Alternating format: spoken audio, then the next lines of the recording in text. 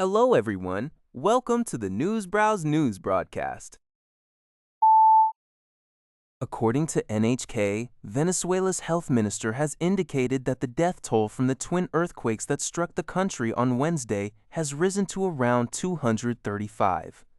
The two powerful earthquakes, both measuring over magnitude 7, hit within a minute of each other, approximately 160 kilometers west of Caracas.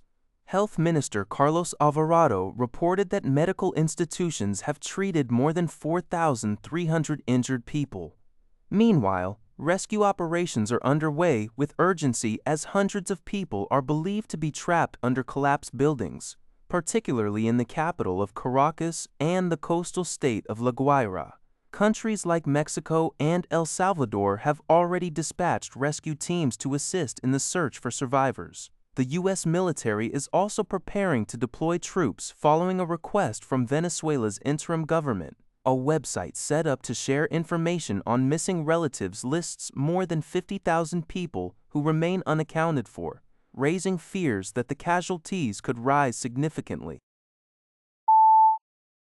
The United Nations International Maritime Organization, IMO, has temporarily suspended its evacuation program for ships stranded in the Persian Gulf following an attack on a vessel off the coast of Oman. NBC News reports that the UK Maritime Trade Operations Centre confirmed a cargo vessel sustained damage to its bridge after being struck by an unknown projectile. No casualties were reported. The IMO stated the pause is necessary to reconfirm security guarantees for the ships on its evacuation list. This development comes amid rising tensions in the region, as Iran has publicly warned that any vessel failing to follow its government-approved route near the Iranian coastline will face consequences. Despite a U.S.-Iran agreement intended to reopen the key waterway and ease energy market concerns, the situation remains volatile with unresolved disputes over mine clearance and traffic management. While dozens of ships have successfully used an alternative route along the Omani coast since the agreement was signed, the recent attack has caused many shipowners to proceed with extreme caution, resulting in only a trickle of vessel movement through the strait. According to NPR, South Korean former First Lady Kim Keon-hee has been sentenced to 7 years in prison after a Seoul court convicted her of accepting luxury gifts in exchange for political and business favors. Judge Jo Soon-pyo emphasized that a president's spouse must exercise the highest degree of self-restraint and that Kim had exploited her influence for personal gain. The court ordered the confiscation of items including jewelry, a handbag, and artwork. This ruling follows a separate conviction where she was sentenced to 4 years in prison for stock price manipulation and accepting gifts from the Unification Church. Kim's legal team has stated plans to appeal the verdict. Her husband, former President Yoon Suk-yeol, was impeached and removed from office in April 2025 following a standoff regarding his brief imposition of martial law and currently faces his own separate legal proceedings.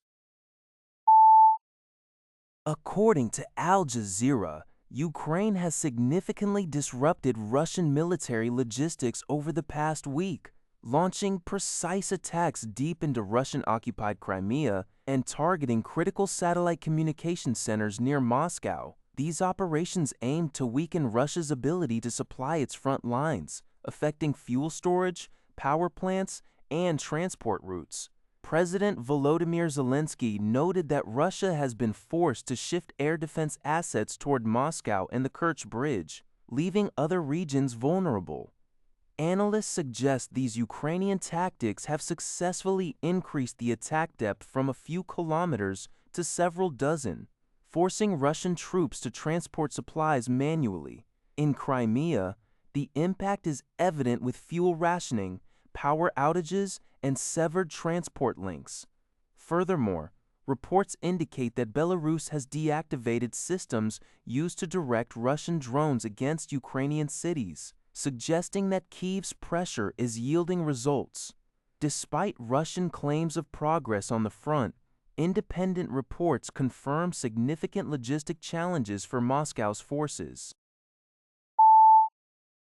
A record-breaking and deadly heat wave is currently sweeping across Western Europe, forcing health officials to remain on high alert as temperatures reach dangerous levels. According to CBS News, the extreme weather is placing immense strain on hospitals and public services, while highlighting a significant lack of infrastructure, specifically air conditioning, in many areas. In France, the situation is particularly dire, with authorities reporting that at least 55 people have drowned while attempting to find relief from the scorching temperatures.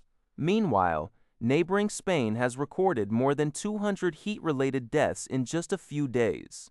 Dr. Sebastian, a physician at a historic hospital in France, noted that the lack of cooling in many wards remains a critical issue, exacerbated by regulations that restrict alterations to older buildings.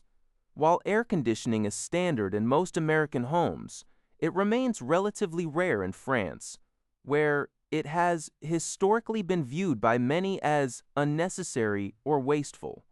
However, as the region experiences more frequent and intense heat waves, officials warn that the lack of adequate cooling is no longer just a comfort issue, but a critical public health emergency. That's all for this video. Thank you for watching. See you in the next video.